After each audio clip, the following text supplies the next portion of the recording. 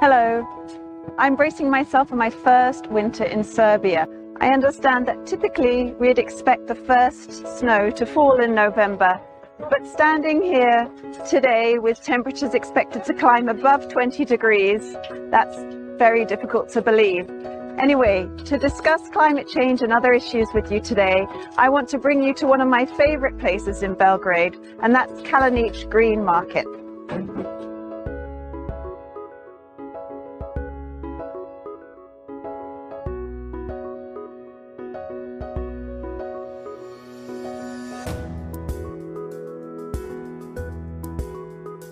Midsummer, when the first apples were ripe, we launched our Accelerator Lab, one of a network of 60 labs around the world.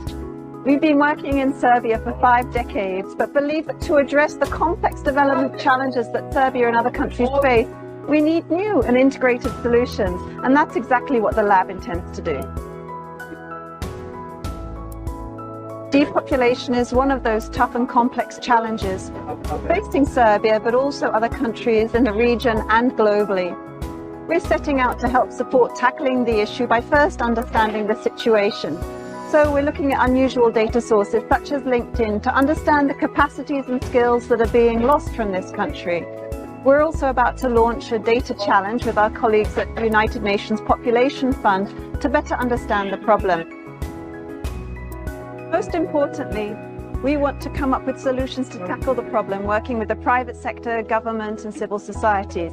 For example, engagement with diaspora, so it reinvests its resources and capacities back in the country. How to make small towns and villages attractive places for people to live and to work. And with the average age of the population now 43 years, how can we work with senior citizens and the aging population to create a care economy that actually supports them? And then last but not least, working with the younger people to create a future that they believe in and can hope for.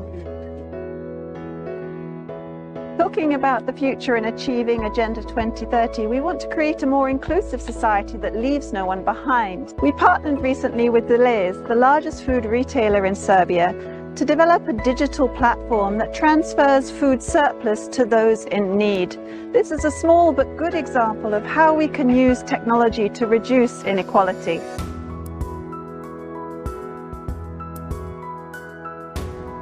During the last few weeks, we've seen air quality deteriorate in Serbia to levels almost on a par with megacities in Asia.